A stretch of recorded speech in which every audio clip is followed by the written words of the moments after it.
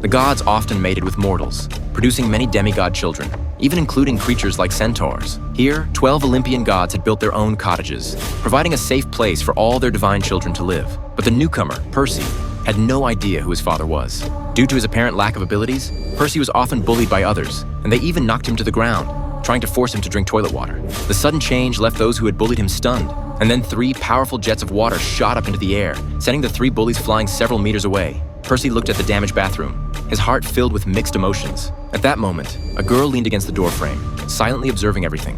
Her name was Annabeth, daughter of the goddess Athena. She deliberately chose not to intervene. Instead, she was assessing whether Percy had the potential to become her partner in the upcoming competition. The next day, the annual flag competition began. In order for Percy to prove he was worthy of staying here, he would need to win the game. The red team and the blue team faced each other across a stream, and the first team to capture the other's flag would win.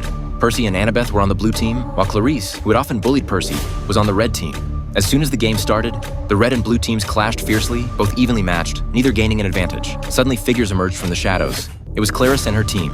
Percy quickly explained that the flag was in the opposite direction, but Clarice didn't care about the flag at all. She was only focused on getting revenge for what had happened the day before. Percy frantically grabbed a sword and shield, but he couldn't even block Clarice's first strike. Soon, Percy was forced back to the edge of the river, but Clarice still didn't stop.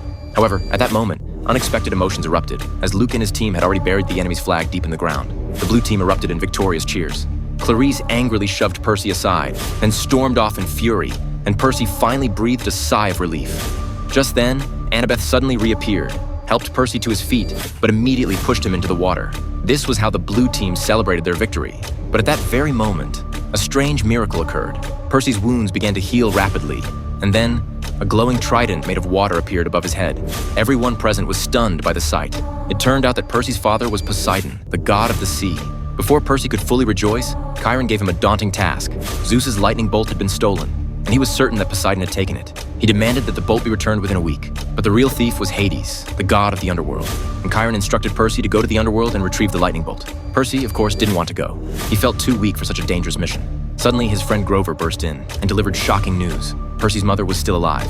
It turned out that when the Minotaur killed his mother, she turned to ashes. But this was not the way an ordinary human dies. The gods of the sanctuary believed that Hades had saved her, and this news was something Grover had overheard by chance. Now, Percy had no choice but to journey to the underworld. When do we leave?